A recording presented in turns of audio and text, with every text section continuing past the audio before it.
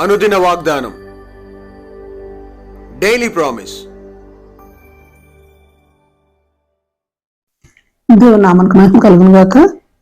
మన ప్రభువు ప్రియరక్షకుడైన యేసుక్రీస్తు శుభనామములో మీకు నా హృదయపూర్వక వందనాలు తెలియజేస్తున్నాను.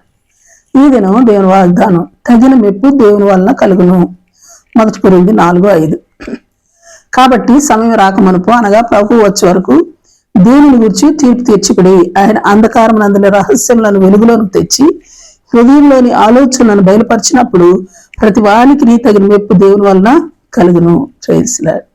ఇదే విషయాన్ని ప్రభు భక్తులు మరో కోణంలో రోమా 2:9 అంతరంగమందు యూదుడైన వాడే యూదుడు, మరియు సున్నతి హృదయ సంబంధమైనదే, ఆత్మయందు జరుగునదే గాని అక్షరం వలన కలుగునది కాదు.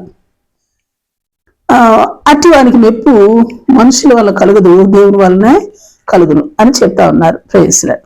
అవును, మన క్రియల ద్వారా మనుషుల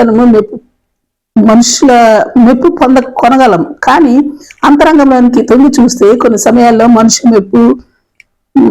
మెచ్చుకొనలేరు. అలాగే కొన్ని సమయాల్లో దేవుని మెప్పు పొందుకోలేము. అయితే మన క్రియల కంటే మన హృదయంలోని ఆలోచనలు ముఖ్యం. మన అంతరంగమందు జరిగినది, లేకపోతే మన ఆత్మలో జరిగినదే ప్రాముఖ్యం. దానిని బట్టి దేవుడు మరి మన స్థానాన్ని పరమందు నిర్ణయించేవాడు కనుక మరి అందుకే యోహాను 12:43 చెప్పబడినట్లుగా దేవుని మెప్పు కంటే మనుషుల మెప్పును ఎక్కువగా అపేక్షింపక, యోహాను 5:44 అద్వితీయ దేవుని వల్ల వచ్చు మెప్పును కోరుకున్న వారమే ఉండాలి.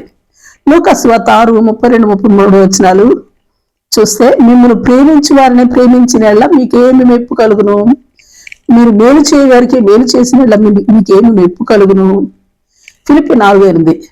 అందుకని ఏ యోగ్యతైనను మెప్పైనను ఉండినేళ్ల, ఏవి సత్యమైనవో, ఏవి మాన్యమైనవో, ఏవి పవిత్రమైనవో, ఏవి రమ్యమైనవో, ఏవి చేతగలవో వాటి మీద ధ్యానం ఉంచుకొనవలసిన వారము. ప్రైజ్లార్డ్. ఎందుకంటే 1 పేతురు 1:6-7 చూస్తే, అవసరమును బట్టి నానా విధములైన శోధనల చేత ప్రస్తుతం కొంచెం కాలము మనకు దుఃఖం కలుగుతుంది. నశించిపోవు సువర్ణము అగ్ని పరీక్ష వల్ల శుద్ధపరచబడుచున్నది కదా, దానికంటే అమూల్యమైన మన విశ్వాసము శోధనల చేత పరీక్షకు నిలిచినదే. మరి యేసుక్రీస్తు ప్రత్యక్షమైనప్పుడు మనకు మెప్పును, మహిమయు, ఘనతయు కలుగుటకు కారణమగును. యోహాను సువార్త 5:33-34 కానీ, 12:42-43 కానీ దేవుని వాక్యము ఏమి స్పష్టం చేస్తుంది? మనుషుల మెప్పు కోరువారు విశ్వాస జీవితంలో స్థిరులు కాలేక వారి విశ్వాసం నుండి తొలగిపోయి వారి రక్షణను మరి కోల్పోతారు, లేకపోతే రక్షణను దూరమై రక్షణ విడిచిపెట్టేస్తారు అన్న సత్యాన్ని మనం గ్రహించగలుగుతున్నాం. అందుకే మనుషుల మెప్పును కోరి బాహ్య సంబంధమైన క్రియలు చేయటకు ప్రయాసపడక, అంతరంగ స్వభావం నందు సున్నతి గలవారమై, ఆత్మయందును హృదయంలోని ఆలోచనలను శుద్ధి గలవారమై, అద్వితీయ దేవుని మెప్పు పొందుకుని ప్రభువు ప్రత్యక్షమైనప్పుడు మెప్పు, మహిమ, ఘనత కలుగునట్టి యోగ్యమైన వాటి యందు ధ్యానం ఉంచుకొని అట్టి కార్యములని చేయటకు ప్రయాసపడదుము గాక.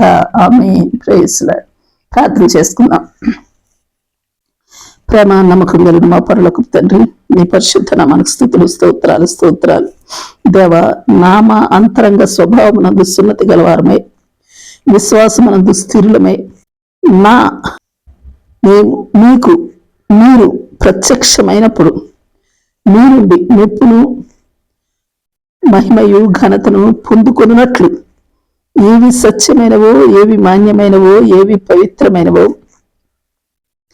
ఏవి రమ్యమైనవో, ఏవి ఖ్యాతి గలవో వాటి మీదనే నామ ధ్యానములను నిలిపి వాటి యందే అభ్యాసం కలిగి నడుచుకున్నట్టు కృపాభాగ్యమును మాకు అనుగ్రహించమని ప్రార్థిస్తూ యేసు నామములో అడిగి వేడుకొచ్చున్నాం తండ్రి. ఆమేన్. ఆమేన్. ప్రైజ్లార్డ్. రేపు మరొక వాగ్దానంతో మనం కలుసుకుందాం. ప్రతిరోజు ఉదయం ఈ కార్యక్రమాన్ని వీక్షించగలరు. తిరిగి మళ్ళా రేపు ఉదయం కలుసుకుందాం.